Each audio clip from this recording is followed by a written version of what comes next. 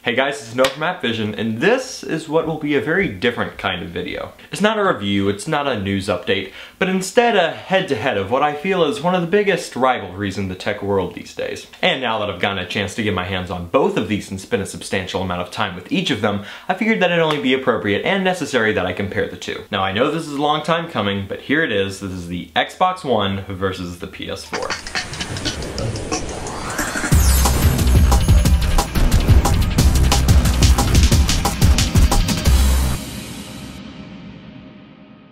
Now if you think this video is a bit outdated and is no longer applicable, well that can mean one of two things. Either A, you've already bought a next-gen console and there's no looking back.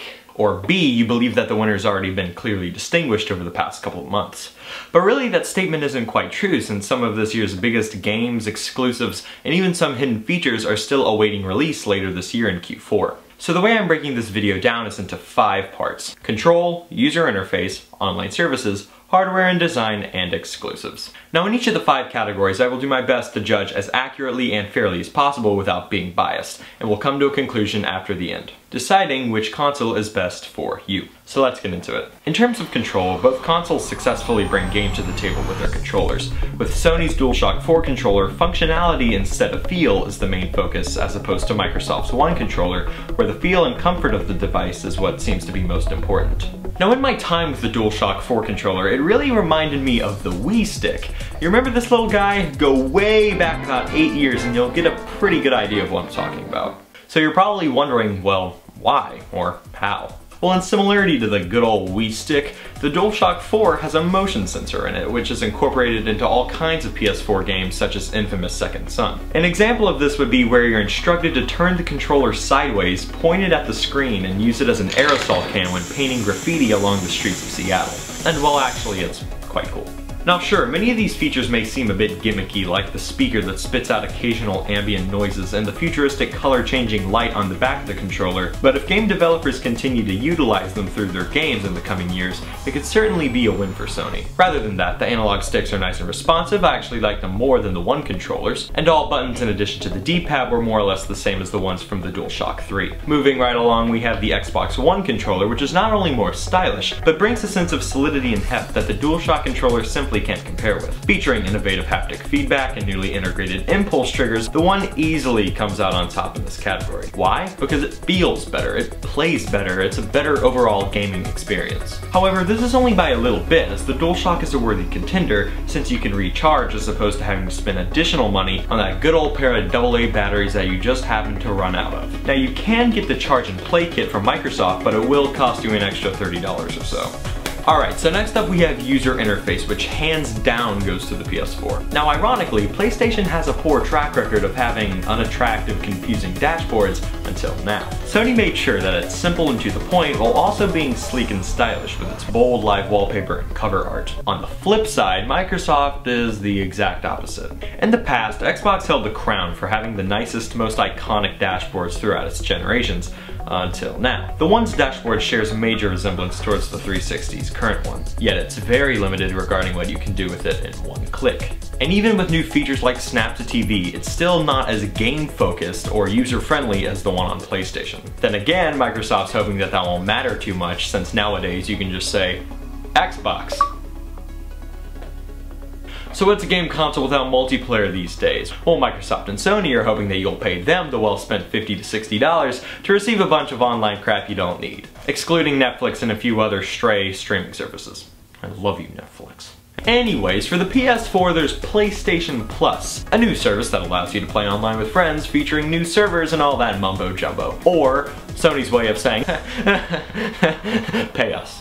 And honestly, it's not noticeably better than the free system was on its predecessor, minus having a few additional streaming services. However, all picky grievance aside, when it comes down to factors such as the marketplace, Sony undoubtedly has the upper hand for the time being, as they hold the advantage of having an overwhelming amount of indie games, in addition to being able to pre-order anything your little heart desires. But you can't argue it as the winner whenever you see everything Xbox Live Gold has to bring to the table. In its early stages, everything Xbox One related got a lot of hate for its ridiculous restrictions and requirements concerning game sharing and the like. However, once Microsoft finally opened their eyes and smelled the copy, most of that dwindled away. So that leaves us in the present, where we must critique this service without mention of its bumpy past. So what's the verdict? Well, Xbox Live has always managed to be the leading online service in the gaming atmosphere, and it continues to do so, as it hardly ever lags and has a ton of apps.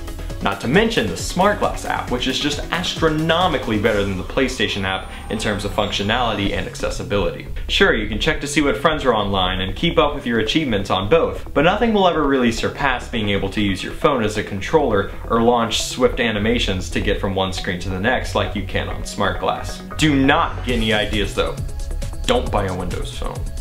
Ever. So with all of these things, as well as the indie games that are soon to come, Xbox Live Gold is a better service for the time being, even with the $10 price increase. Okay. Hardware design. You've probably heard this a million times already, but the PS4 beats the Xbox One in this category with flying colors. Sony absolutely killed it with the design of this product, making a comeback from last generation's disaster. With its sleek, slim, modern structure and futuristic color-changing line cut right down the center of the console, it's no surprise that this thing is considered a sheer beauty. Featuring 2 USB ports, HDMI out, digital out, an Ethernet port, and 500 gigabytes of gaming goodness, the PS4 has some of the most brilliant architecture ever seen on any electronic. But not as brilliant as our little gold nugget here. And the only downside I could really find about this system's hardware is that the one and only button on the entire system is hardly visible, which isn't particularly convenient when trying to eject discs. On the other side of things, we have, drumroll please, this.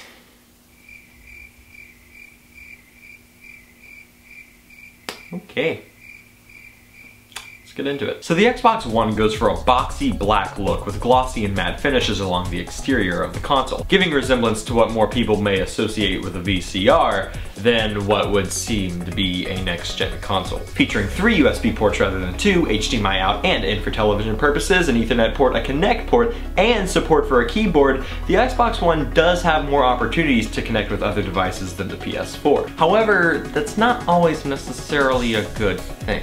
Take the Connect for example. If it's not bad enough that it can't hear me after the millionth try, the least Microsoft could do is at least make it not look like Satan himself is staring at me when I try to sleep at night.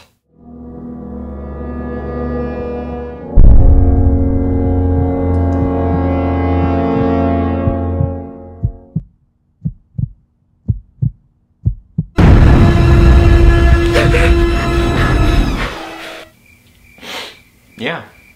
Rough times. Additionally, the Xbox One hasn't seemed to have been able to graduate from the good old power brick like the PS4 has. On the upside, the touch-sensitive buttons on the One are very nice and easy to use. It comes stock with 500 gigabytes of that same gaming goodness. And just for kicks, both consoles do have Blu-ray players. Yes, because there is going to be that one person out there who actually gives up. So the final category is exclusives. Now this isn't a factor that many reviewers usually incorporate into their videos, as they simply usually label it as games. But all in all, everything's pretty much the same until you get down into those exclusives. So for the One, Xbox features Halo, the Forza series, Sunset Overdrive, lovely looking game, Halo, Dead Rising, Titanfall, let's see, Halo again, and yeah, more Halo. Now I know I'm forgetting a few, but bottom line, if you're a die-hard Halo fan, no questions asked, you should stick with Xbox. However, if you're anything short of that, then you should consider the PS4 as an alternative, with games like Destiny coming later this year, whose beta has already proved the game more than promising.